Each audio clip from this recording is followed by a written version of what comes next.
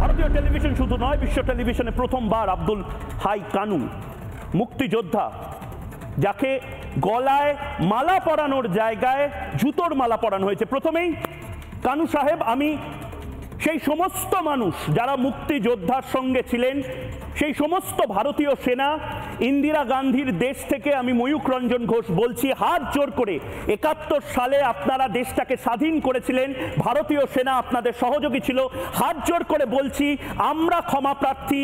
এই রকম অবস্থা আপনাদের হচ্ছে, তার জন্য হয়তো আমরা একটা সুন্দর বাংলাদেশ সেই সময় উপহার দিতে পারতাম। সারা ভারতবর্ষের জনগণকে স্বাধীনতা সংগ্রামে সার্বিক সহযোগিতা করার জন্য আমি আজকে আমার এই মর্মান্তিক এই দুর্ঘটনা, অমানবিক অত্যাচারের সময় আমি সারা ভারতবাসীর জনগণের কাছে আমরা কৃতজ্ঞ, মুক্তিযোদ্ধারা আমরাও কৃতজ্ঞ। এবং 1 কোটির ঊর্ধ্বে শরণার্থী কে খাওয়ানো পড়ানোর দায়িত্ব সে ভারত মাতা শ্রীমতী ইন্দিরা গান্ধী যে দায়িত্ব নিয়েছিলেন, ভারত সরকার এবং ভারতের জনগণ, ওনাদের কাছে আমরা মুক্তিযোদ্ধারা এবং মুক্তিযুদ্ধের সবকের শক্তি কৃতজ্ঞ। জিনার নির্দেশে 7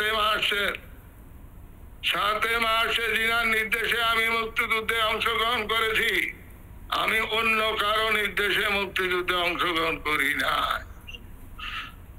কিন্তু দুঃখের বিষয় কানু সাহেব, মুজিবুর রহমানের মূর্তি ভাঙা হচ্ছে, মুজিবুর রহমানের স্মৃতি নষ্ট করে দেওয়া হচ্ছে এই বাংলাদেশে। মৌলবাদীদের দোসর জামাত শিবিরের ক্যাডারেরা আমার গলায় ছুরি বসাই দিছে এবং আমারে লাথি মারে আর বলে, মালাউনের দালালেরা তোদেরকে জবাই করি, হাড় মাংস সব ছিটাই দিমু, খুঁজি পাওয়া যাবে না। আওয়ামী লীগকে নিষিদ্ধ করা হোক, যুবলীগ নিষিদ্ধ করা হোক, অন্য লীগকে নিষিদ্ধ করা হোক। আরে তুমি কাগজে প্যাস্ট্রোট নিষিদ্ধ করতে পারবা, আমার কলম থেকে বঙ্গবন্ধুকে সরাইতে পারবা না। क्या बात।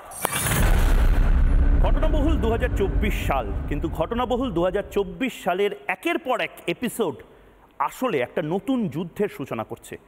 মানুষের কণ্ঠস্বর হয়ে আরও আগ্রাসীভাবে আপনাদের হয়ে কথা বলার যুদ্ধ। এবং এখানে মিনমিন মিনমিন করে কথা বলার কোনো জায়গা নেই। এখানে কথা হবে, কথা হয়েছে, আবারও 2025 সালে কথা হবে। ময়ূক কথা বলবে চোখে চোখ রেখে। নমস্কার।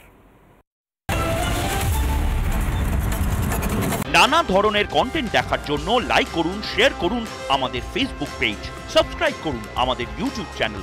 পাশাপাশি অন্যান্য ব্রেকিং নিউজের জন্য অবশ্যই চোখ রাখুন রিপাবলিক বাংলায়।